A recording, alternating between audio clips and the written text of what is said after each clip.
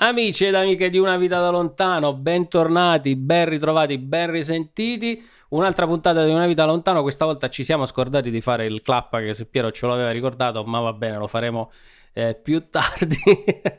Questa settimana un nuovo ospite che poi Emiliano vi presenterà. Io prima però di raccontarvi qual è il tema della puntata, vi ricordo come sempre di iscrivervi ai nostri canali, in particolare a quello YouTube, di scaricare i nostri podcast, di visitare i nostri social cercando Una vita da lontano e ovviamente se volete andare sul nostro Patreon, cercare Una vita da lontano e insomma iscrivervi al nostro abbonamento, così nei mesi potete ricevere i nostri gadget, che ne so, i nostri adesivi oppure le nostre tazze, le nostre magliette eccetera eccetera. A quando le foto autografate? A presto, anche degli Ok. speciali inediti volendo. Allora, bando alle ciance, come dice Piero Carlucci ed Emiliano Pilotti con me, come sempre, per presentare la sigla.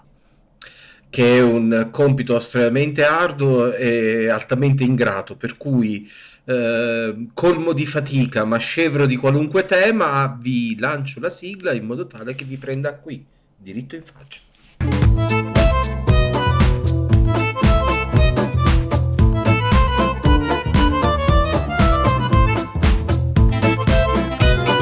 Ciao a tutti, ciao da Emiliano, ciao Piero, ciao Raffaele. Diamo il benvenuto subito alla nostra ospite di quest'oggi. Benvenuta a Maria Liberati. Ciao.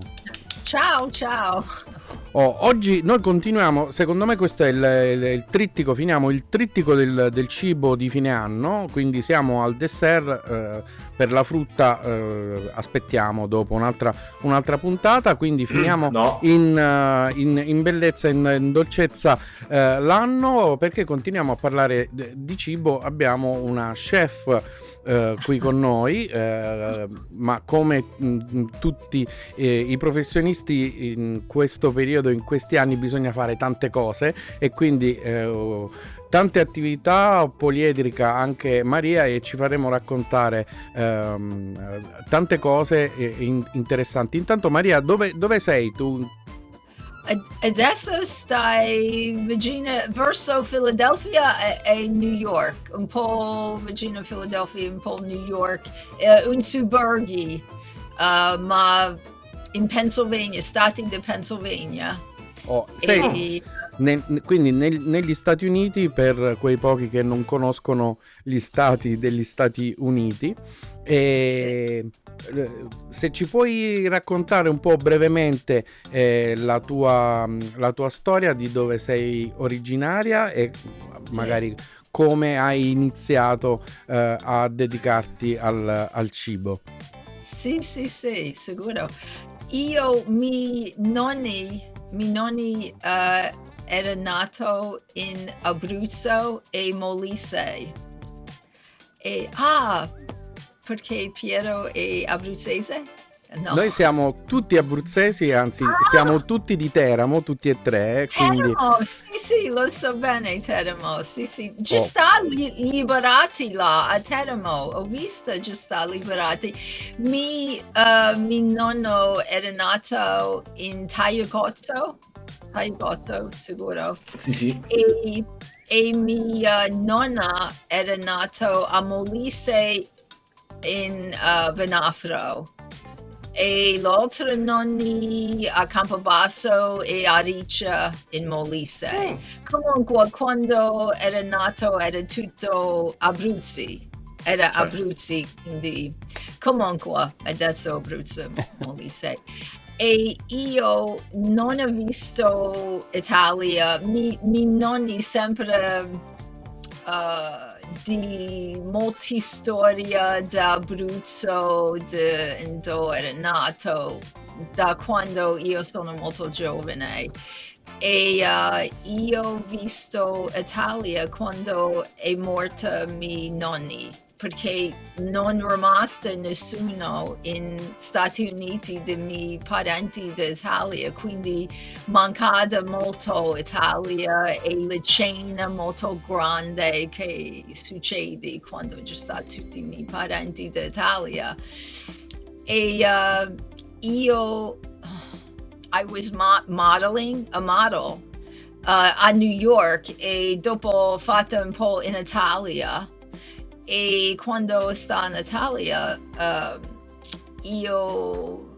I visited tutti i miei parenti in Italia, ho fatto la conoscenza in Abruzzo, in Molise, e comincio a fare studio un po' cucinare, perché i nonni in Tagliacozzo c'è un vigna e io abitavo là per un po' di tempo e studio come cucinare, come fare il vino, e un po' dopo va a una scuola per cucinare in Umbria, si chiama Chef Academy, e dopo fai qualche corso in molto vigna, qualche posto per cucinare, come abbinare vino e cibi, qualcosa così, e comincio a scrivere pure miei libri, e questa è la mia storia, tutta perché quando ero molto giovane i miei nonni sempre fai questa grande cena per domenica e io sempre cucina con tutti i miei nonni, i miei cugini, mia zia in la cucina sempre. Ma io penso è una cosa che tutti, that everybody did, ma non è la verità, è qualcosa di noi. E when I began to capire che non è una cosa normale, non è cosa che tutti hanno fatto, that was when I decided to write my books, che non è solo ricetta ma memoria pura, storia della tradizione italiana e tutte cose, storia di cibi, storia della tradizione, la storia di tante cose, storia della gente in Italia, e comunque questa è la mia storia. Hai riassunto in poco tempo tantissimi anni della tua vita, un percorso lungo, tutta la parte, diciamo così, prima di conoscere l'Italia, di venire in Italia, Sì. e quindi diciamo la famiglia, i rapporti familiari, il legame tra lo stare insieme, il vivere insieme, il cucinare, appunto le tradizioni e le radici. Com'è stato il tuo primo impatto con l'Italia che non conoscevi direttamente quando sei venuta la prima volta?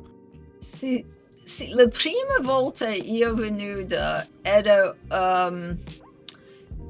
in maggio e sta a Roma. C'è una festa la prima di maggio, è vero? E io I wanted to ritornare subito agli Stati Uniti perché nessuno vuole fare niente. L'hotel sta non c'è adesso, ma era la Cavalieri Hilton. E la concierge ha detto, senti, tutto è chiuso, non puoi fare niente oggi. E comunque, quindi i primi giorni, comunque dopo io I fell in love with the food and the people and everything in Italy. Non è difficile, solo la prima, perché era un altro tipo di vita, molto slow, and it was very different. I was never there before, so the first day or two I wanted to return, but then after la prima volta che io stai in Italia, I cambiato my airplane ticket to stay another 10 days. Okay. Quindi I didn't want to return home. I stayed another 10 days. I was there un po' for work, un po' to meet my parenti, but I couldn't return, so I stayed longer. So it was first it was a shock, but then after I became very innamorata, insomma, alla fine ti sei Innamorata, innamorata. è vero. Perché senti, when I was very young, mio nonno da Tagliagozzo, he was molto innamorato with his paese, and ogni domenica quando fai la cena, mio nonna would sing opera, canzone da opera alla fine della cena, e lui sempre c'è queste fotos di Tagliagozzo, e he would tell us stories like they were, come si chiama, fairy tales, fiabe, storie sì. di fiabe. Quindi per me era un sogno per vedere Tagliagozzo Italia, perché he made it like it was a story of fiabe. And when I first saw the sign, Tagliagozzo Città d'Arte, I couldn't believe my eyes that I was seeing it for real, because I saw the pictures he showed me from when I was very little, and he would tell me so many stories about Italian Tagliagozzo from his heart. He really loved his town, and anyway, so that was it was like a dream to be able to go there. And I lived there for almost 20 anni, because I studied and I wrote many of my books there. I did a TV a serie per TV, transmission, television, una serie televisiva, sì. in Amalfi for PBS, un canale qui in Stati Uniti. Io ho fatto un po' di corsi per cucinare, quindi tante cose, e quindi ho abitato là per un po' d'anni in Abruzzo con famiglia, sì. La tua idea di Italia prima di venire in Italia era differente da come invece in realtà poi hai trovato l'Italia, perché le descrizioni magari di chi è andato via tanti anni prima sono belle, ricordano solo le cose positive, ci sono delle memorie di gioventù che sono sempre belle, no? E quindi nei racconti magari le parti meno carine vengono lasciate fuori. Tu l'impatto con l'Italia vera rispetto a quella raccontata, come l'hai visto? Sì, ho visto prima, quando non ho mai visto Italia, io penso che in Italia, per esempio, la musica, penso che tutta la musica era la musica molto vecchio, non pensava giusto alla pop music e tutte cose molto moderne, perché mio nonni sempre canta opera e la musica molto tradizionale, quindi questo la musica una cosa, giusto tanti gente che in Stati Uniti non sempre c'è un buon idea di italiani, ma quando io sto in Italia ho visto tutti i professionisti, perché in Stati Uniti alla televisione, alla film, non è un buon idea of Italian. They don't always think of Italians as professional, learned, educated. So all of my cugini were judges and professors and architects and engineers, which I was so happy, because in America the old thinking was that the Italians were kind of from the poor areas and nobody, so that was another thing that I think was so different. And I mean, there were many things. There were tanti cose that my nonni used to do that I didn't understand. Per esempio, dopo mangiare, lui sempre riposare per 2 ore. I didn't understand. Non ci sta, miei amici non mai ha detto che il nonni, il padre dorme dopo mangiare. Per me era molto strano. E when I went to Italia, then I understood this is why, ecco perché mi nonno fatto questo, perché is the usual way of eating. So there were many things that he used to do that I didn't understand until I lived in Italy. Many things that I couldn't even tell you, but many things that but the main thing is, I think, the idea of Italians, the way that people think of Italians here, and what I learned there at a molto diverse. And I think people still think of Italy as the old traditional music, and they don't realize that Italia è molto moderno come everywhere else in the world. So, I think that was the one thing that was very different. Una cosa, dopo quanto tempo hai deciso di iniziare a scrivere libri? Cosa ti ha spinto? Questo ti volevo chiedere prima, quando ci stavi parlando delle cose che hai iniziato a fare dopo essere venuta in Italia. Quanto tempo dopo hai iniziato a scrivere? Quanto tempo? Perché ti è venuta voglia di scrivere?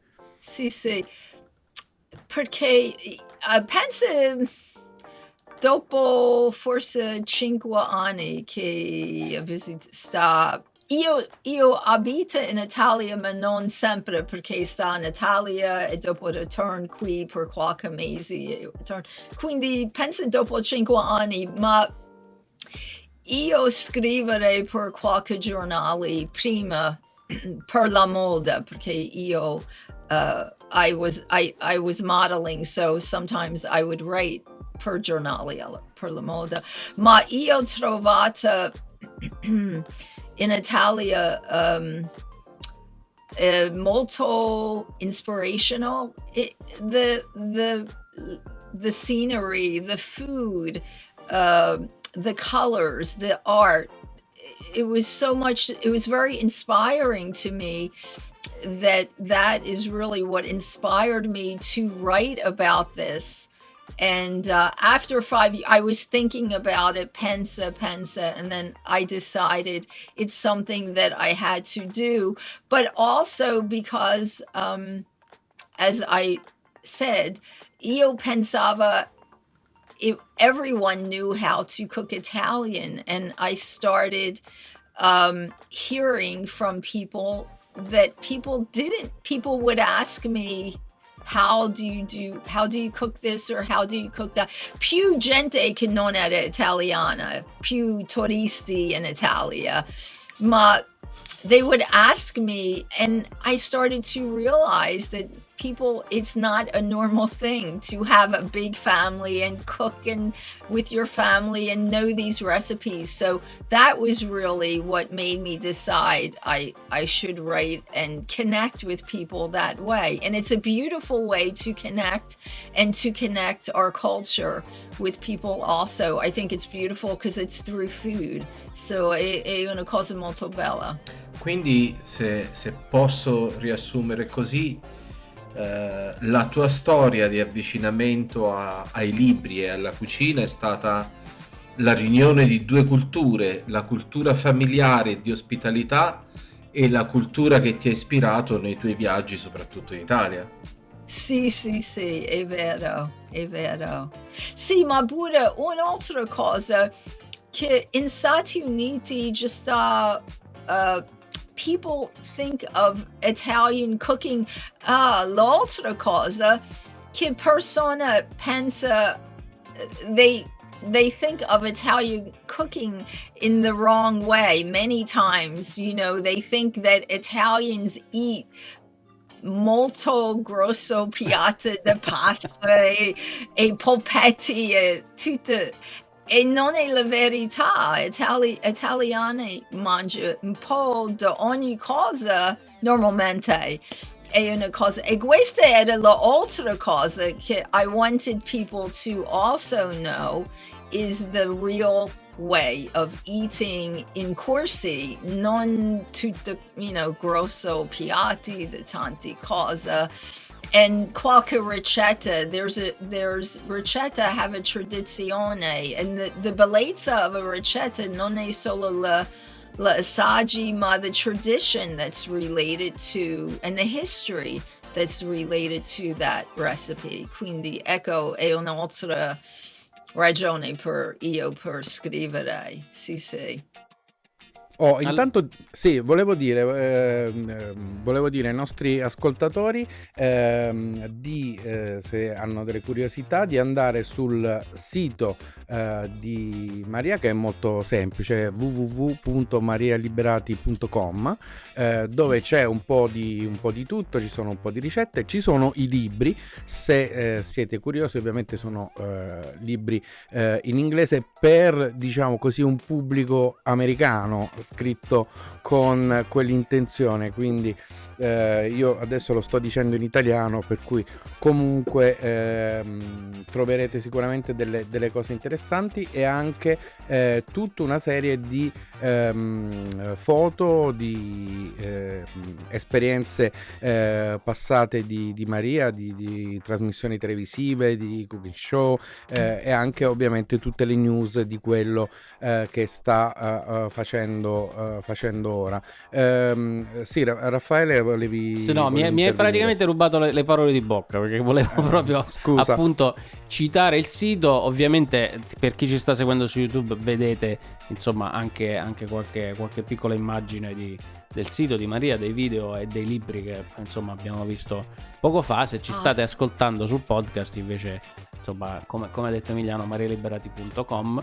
Invece, visto che siamo più o meno a metà strada della nostra chiacchierata, vi ricordo unavitadalontano.com, e ovviamente, come sempre, vi ricordo di iscrivervi a tutti i nostri canali e di scaricare i nostri podcast e di seguirci sui social con tanti like, e condividere i nostri video e i soldi, come dice Piero, con il nostro Patreon.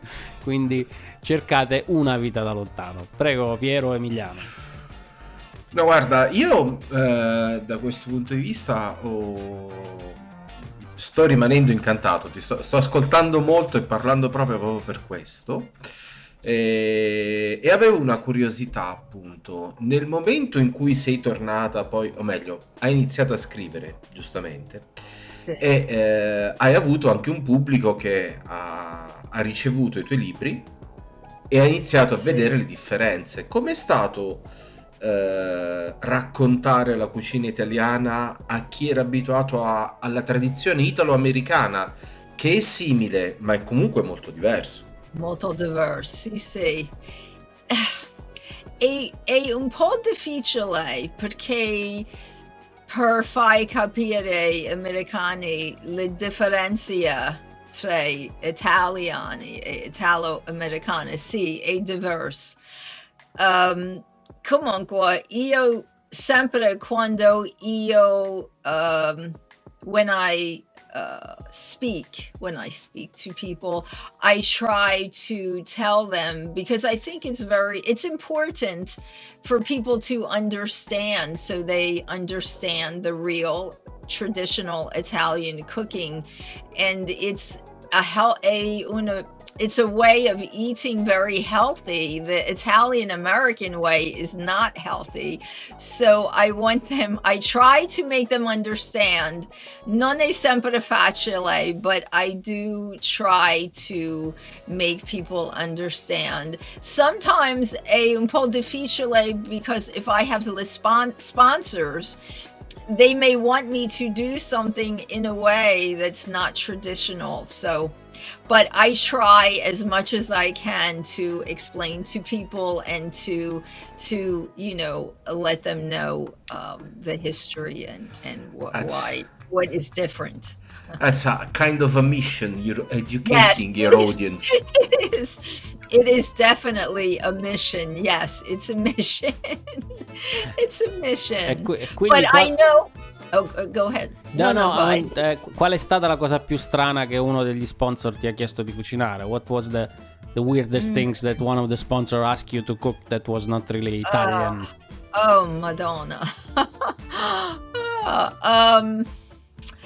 Non ricordo bene, ma solo usa più tanto burro, tanto zucchero, più di ingrediente che è necessario, you know, and it's not a healthy way to eat. Pure tanto olio d'olive, tazza di olio d'olive, non è possibile. Per sugo, per esempio, tazzo, comunque così. Quindi non è il vero. It's not the way to cook, and it doesn't. It's not the traditional Italian way. Comunque, ecco, così. E dell'Italia, a parte appunto dei paesi dei tuoi nonni, di che cosa ti sei innamorata? Di che parte dell'Italia ti sei innamorata? Di che aspetto che ti è piaciuto mentre eri in Italia, che magari ti manca adesso che sei negli Stati Uniti? Mi manchi tanto d'Italia. Comunque, un posto che a me piace tanto Ischia, l'isola di Ischia, Forio. Tu conosci Forio? Mi manchi tanto Forio. E ci sta un piccolo bar a Forio che fa queste sfogliatelle e pizza fritta. Comunque mi manchi questo. E l'arte da Roma che a me manchi, being able to solo cammina verso Roma e vedi tutta l'arte, all the art around. It's molto relaxing. So just being able to walk in Rome and see all of the art, I miss that part of Rome. It's the beauty of Italy, the scenery, the art. I miss the culture. It's a very strong culture. I can go to museums here in the United States or go to an opera, but it's very intense there. I think that's what is really what I miss. The culture is very intense when you're in Italy. And that's what I miss the most. But Ischia is a place that I love. I loved Ischia. C'è qualcosa che hai portato con te al rientro e a cui non riesci a rinunciare?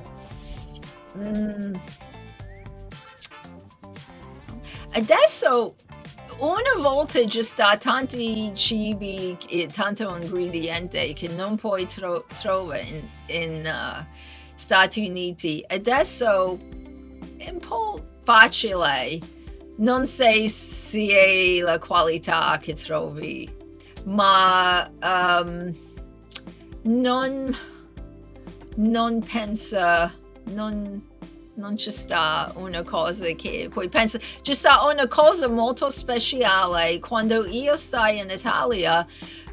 Un artista si chiama Sergio Terzi, che è da Gualtieri in Reggio Emilia. Ha fatto un quadro di io e dopo qualche anni da me le quadri e io ho portato da Italia fino che a Stati Uniti. Quindi questa è una cosa molto speciale. Che bello. Sì, molto bella. Molto, questa è un'esperienza che non scordare. Ti sei portata un pezzettino di Italia sotto forma di un quadro di te, che è una cosa molto carina, molto buffa. Allora, noi spesso con i nostri ospiti italiani che vivono all'estero gli chiediamo appunto qual è lo shock culturale di essere andati a vivere altrove, quali sono le differenze, in cosa sono cambiati. Tu, dopo essere vissuta in Italia, in cosa ti senti diversa da quella che eri prima? Diverse.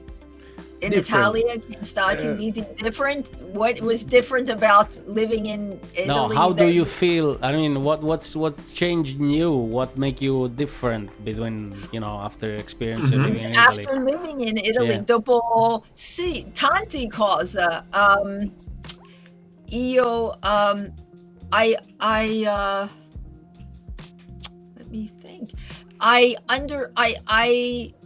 liked minimalism, and I understood about living more with quality, not quantity, where in the United States, everyone thinks of things in terms of quantity, but in Italy, it's all about quality of ingredients, quality, even your vestiti, the qualità of the vestiti. Non è che you must have tanti pezzi di vestiti, ma the qualità è importante. The quality of qualità versus quantità. That is one thing I learned. And also, I learned that the flavors, flavors? Sì, sapori. Sì. Sapori. Just a balance. You must balance your flavors. And in Stati Uniti, for Italian cooking, persona pensa, per esempio, olio, usa, come io ho detto, tazza d'olio, a pound of olio, e cipolla. You must balance your flavors. That's what I learned in Italy too, with studying cooking. But I think, as I said, the important thing, and also to enjoy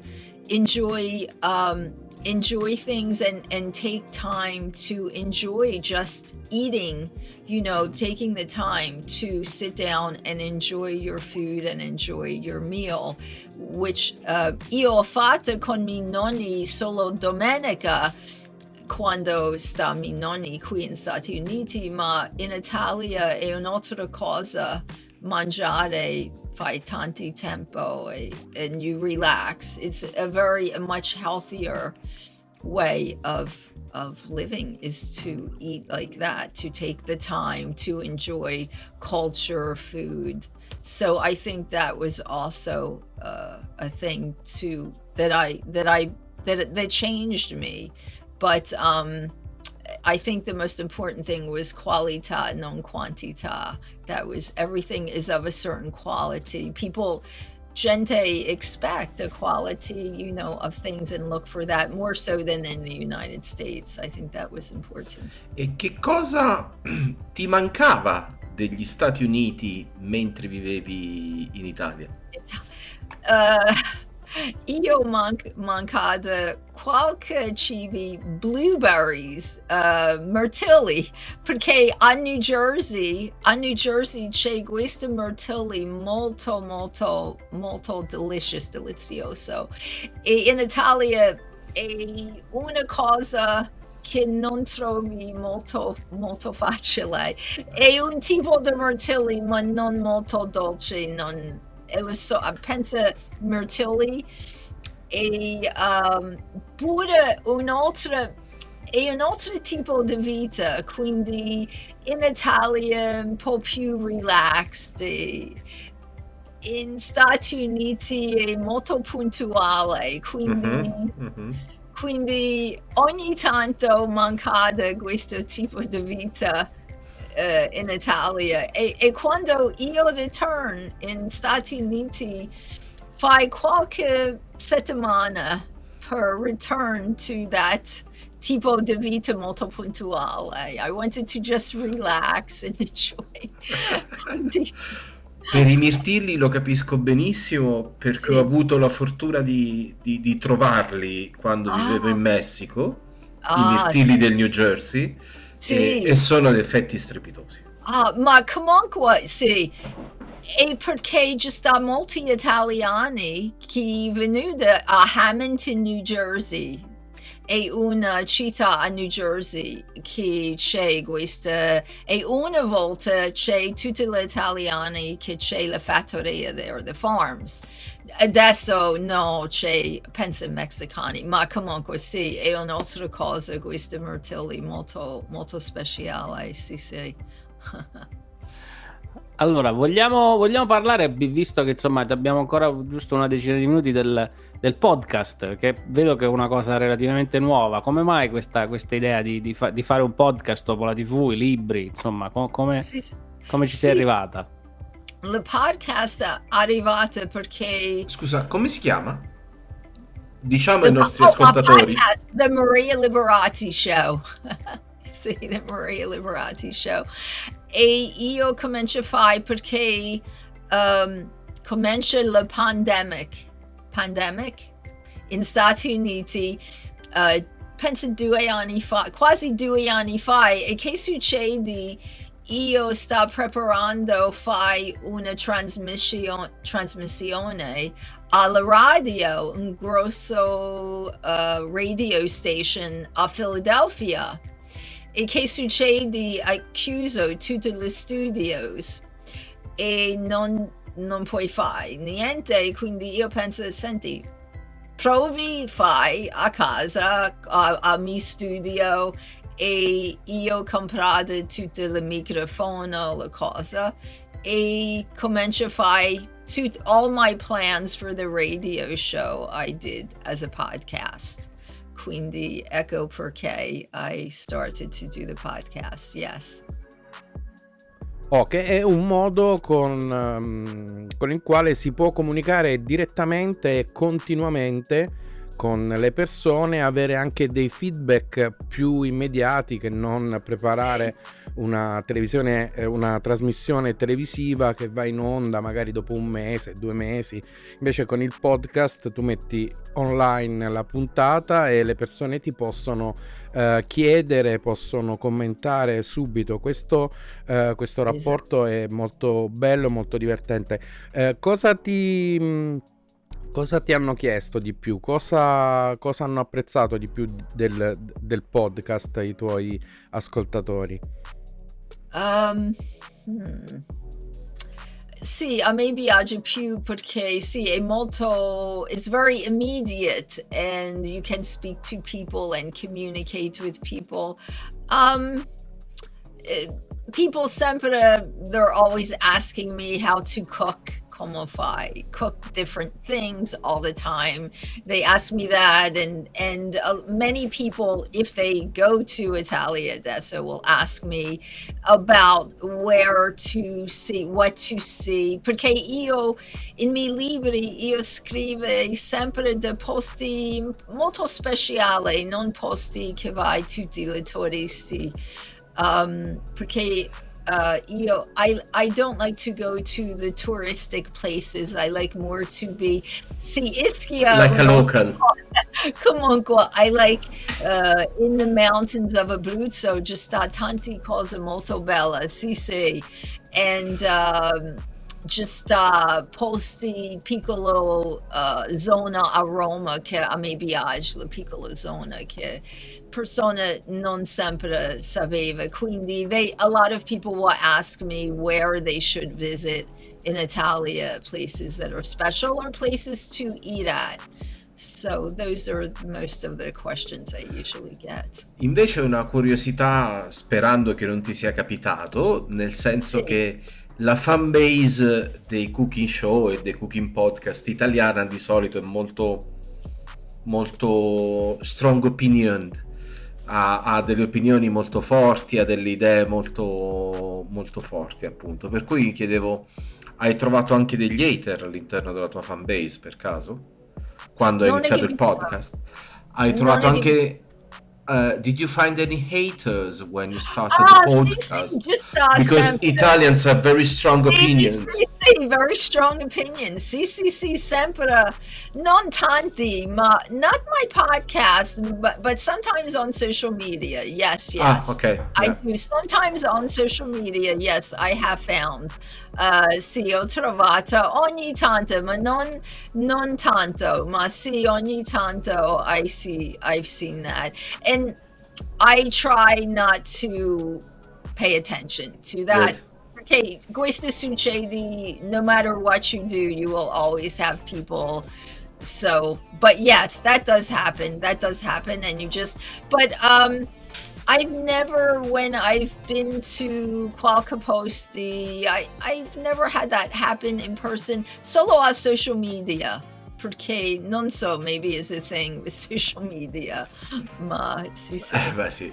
E invece questa è una cosa molto più di cucina, molto più culinaria. Visto Sì. che si stanno avvicinando le feste di Natale, dici quale sarà il piatto speciale che Maria preparerà per sé. Per me, a me piace lasagna. Sì, a me piace più lasagna con la pasta fresca. Per Natale sempre lasagna con pasta fresca, perché fai un po' di tempo, ma c'è sì, ma c'è c'è il tempo per Natale, quindi fai sempre, sì. E a me piace più le leftovers, come dici, leftovers? Gli avanzi. Gli avanzi, sì. Sì, anch'io sono di quella famiglia di persone che ama la lasagna fredda molto di più che la lasagna cotta, calda. Sì. Vero. Provatela. Ok, Sì. allora Emiliano, andiamo verso la fine, no? Andiamo verso la fine. Allora, Maria, con la pandemia abbiamo dovuto fermare tanti progetti, cambiare modo di vivere, modo di fare le cose, e quindi moltissimi progetti sono stati rimandati al futuro, a tempi migliori. C'è una cosa che ti piacerebbe fare nel futuro, magari quando tutto tornerà alla normalità, diciamo un progetto nel cassetto che hai? Sì, quando io stai in Italia, io ho fatto una trasmissione e a me piace fare un'altra volta.